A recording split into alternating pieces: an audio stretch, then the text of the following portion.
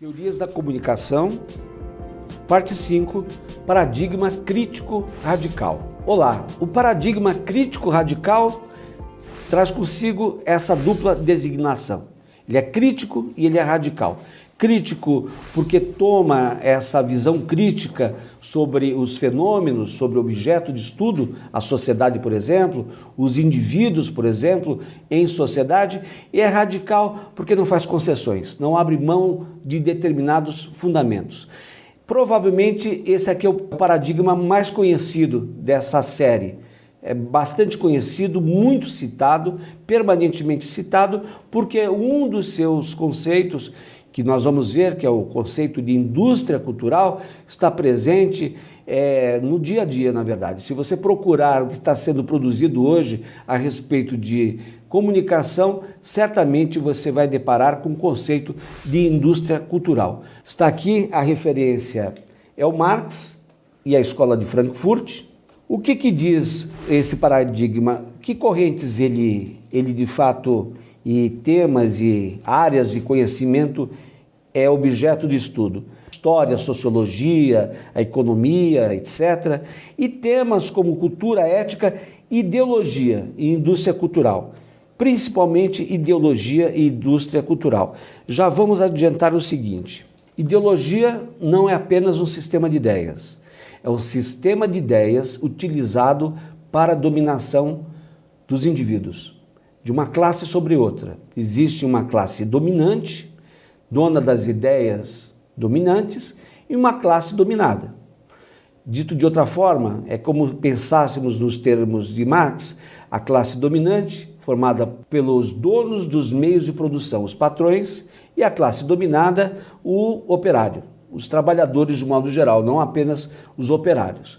Então, essas ideias dominantes, elas são instaladas, estabelecidas, veiculadas, disseminadas na sociedade como se fossem ideias universais, ou seja, pertencem a todos, mas na verdade pertencem apenas a uma parte da sociedade, no caso, a classe dominante, que não é necessariamente, não é maior, não há uma quantidade de indivíduos necessariamente maior, no entanto, essa classe dominante, dona das ideias dominantes, são ideias também majoritárias.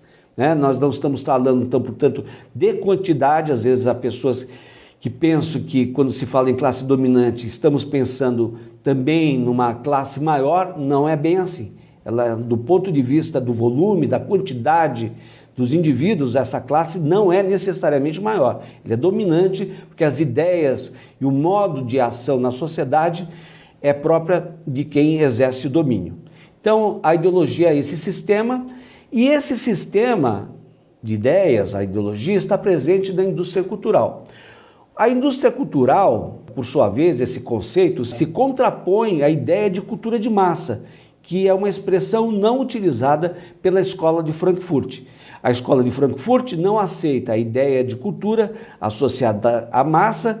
Nesse caso, nós poderíamos até pensar em cultura popular, mas nunca numa cultura de massa. O que se tem, na verdade, é a indústria cultural. E, como tal, um tipo de fazer, um tipo de criação próprio daquilo que é indústria, que é aquilo que é feito em série. Os artefatos da indústria cultural são pensados em série e, por serem pensados em série, eles não têm personalidade. As marcas próprias daquilo que é feito em série, de forma automática, mecanicista, sem se pensar naquilo que seria fundamental, que é a diferença, por exemplo, entre os fazeres.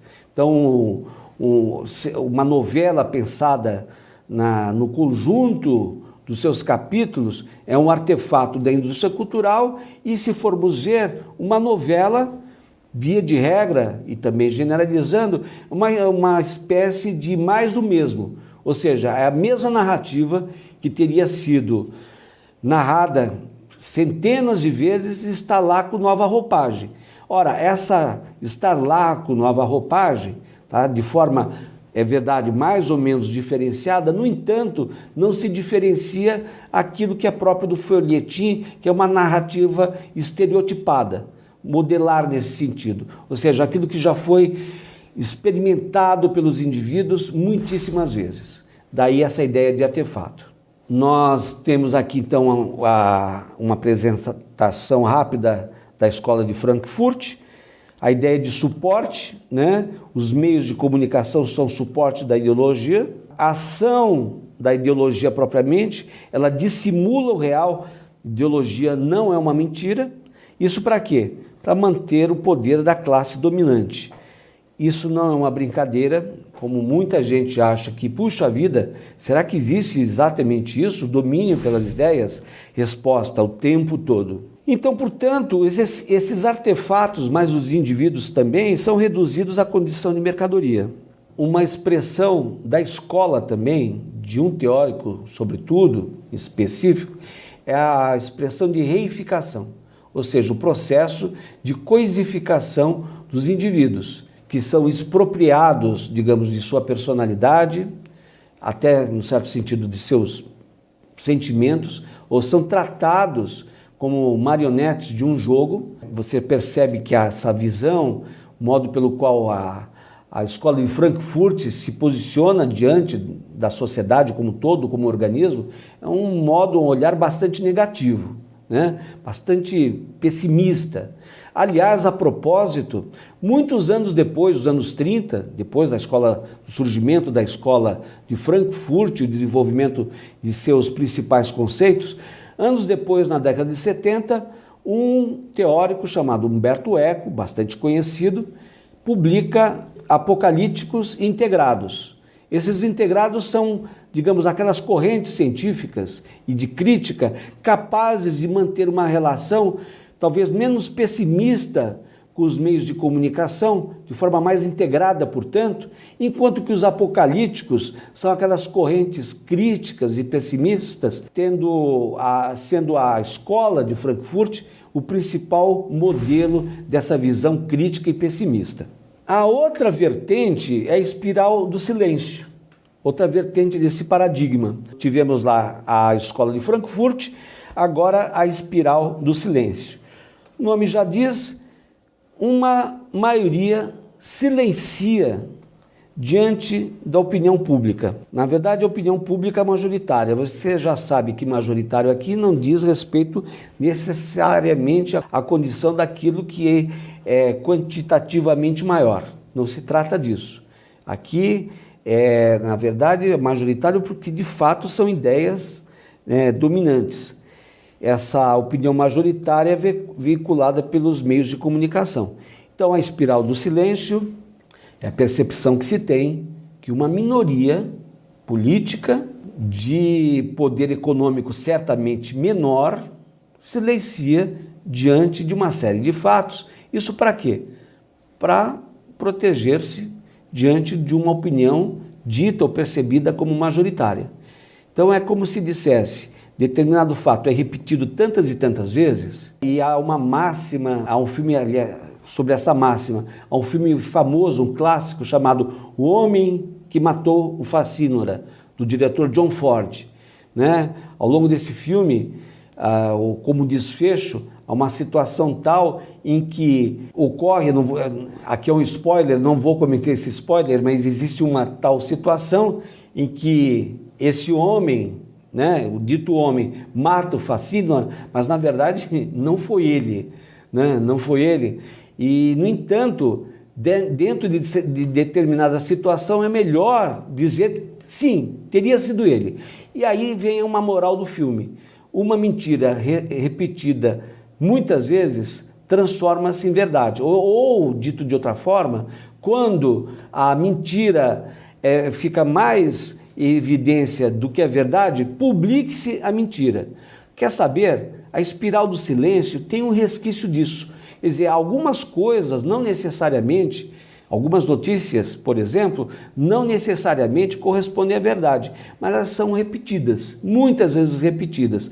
Diante daquilo que é repetido pelos meios de comunicação de forma majoritária, vamos lembrar que os meios de comunicação pertencem às classes dominantes. É obviamente que você sabe isso. Há poderosos grupos de comunicação com interesses de classe também bastante específicos.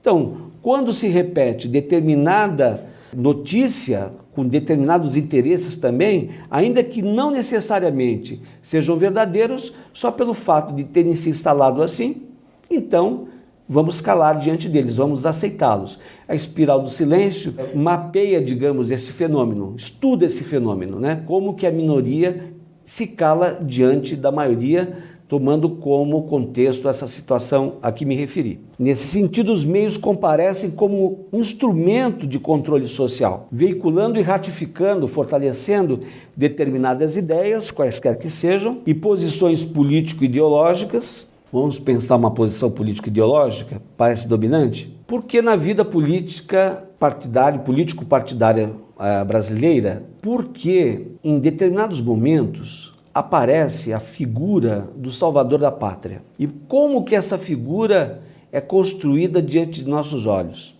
A escola de Frankfurt, ela se interessa por esse tipo de tema. A construção, por exemplo, do chamado salvador da pátria. Como que ele é fortalecido a cada vez pelos meios de comunicação de massa, não necessariamente por todos, mas talvez por uma parte. E como ele se apresenta, esse salvador da pátria, em determinados contextos, que afinal de contas, esses contextos e os resultados que se quer obter, talvez esses resultados estejam em completa sintonia com os interesses dos tais grupos de comunicação. Pense a respeito. Ratificando determinadas ideias e posições político-partidárias que passam a ser passivamente endossadas pelos indivíduos, já que lhes parecem corresponder à visão da maioria. Então eu vou ouvir muitas e muitas vezes determinada verdade, suposta pelo menos, e vou repetir, afinal de contas, a maioria está dizendo, eu vou repetir docilmente. Então, por que os indivíduos fazem isso, ou seja, a minoria? Para se proteger, para não destoar. Vale a seguinte ressalva, no entanto. No tempo de presença massificante, inclusive, da internet, a internet parece o sistema cujos poros abrangem toda a sociedade hoje. Brasil, que desfruta dessa mídia de forma intensa, a colocação do Brasil hoje é de 4º lugar. É o país que, nesse ranking entre os países, ocupa essa 4ª posição em relação ao uso da internet. Ora, nós percebemos neste país a presença dos comentadores, ou seja, uma verdadeira vocação, uma inclinação a se opinar sobre tudo o tempo todo. Estou dizendo isso um pouco para relativizar o papel das minorias. Em alguns momentos, dado determinado contexto, ou tendo uma ferramenta à mão como a internet, as minorias muitas vezes se sentem instigadas ou no direito de opinar sobre tudo. E essa opinião não necessariamente repete a opinião da maioria, tá? É verdade também que, por outro lado, como resultado dessa situação, nós temos uma espécie até de cacuete, de se falar o tempo todo sobre tudo. Então há indivíduos que parecem que vivem com esse propósito de comentar qualquer coisa que leem no jornal. Mas, de qualquer forma, provavelmente esse fenômeno relativiza o poder da ideia ou da opinião majoritária em relação aos objetos. E, portanto, essa espiral do silêncio, modernamente, ela não tivesse o mesmo papel, não tem a mesma extensão, a espiral, do que teve em décadas passadas. Finalmente, como a última teoria dessa vertente, desse paradigma, essa vertente é a teoria da comunicação comunicativa de Habermas. Habermas é um continuador, o representante moderno da escola de Frankfurt, ele está vivo, alemão, vivo, bem vivo. Ele faz a crítica à razão instrumental, que a razão instrumental é o tipo de razão criada, gerada pelo capitalismo. O capitalismo como um sistema econômico dominante, absolutamente dominante, sobretudo hoje. Não se fala mais em comunismo, ou de forma muito localizada, né? Mas, de qualquer modo, nós temos até um país como a China, que não se pode dizer mais comunista, existe ali um capitalismo de Estado. A crítica do Habermas, quando fala em crítica a essa razão instrumental, é justamente o poder do capitalismo em tratar os indivíduos como instrumento, e suas consciências também, como instrumento. Ou seja, um fantoche até, que é um estereótipo, uma espécie de fantoche desse grande campo de guerra ou tenso que são as relações sociais, as relações econômicas. Então, o esforço, o empenho desse filósofo é a crítica a essa razão. Como é que se dá essa crítica e a superação da razão instrumental? Pelo diálogo. Até equivocadamente, muitas vezes, a teoria crítica é percebida como uma teoria do diálogo. Não é apenas isso, é muito mais do que isso. Se é o diálogo, é um diálogo armado em toda a sua exuberância, em toda a sua complexidade e toda a sua abrangência e alcance, e também estudado nas suas várias camadas, o modo pelo qual as pessoas podem e devem até interagir, vamos dizer, um empenho para que de fato isso aconteça como forma de resistir à razão instrumental, ou seja, o diálogo. Meus amigos, é isso. Quero agradecer a sua atenção e bons estudos.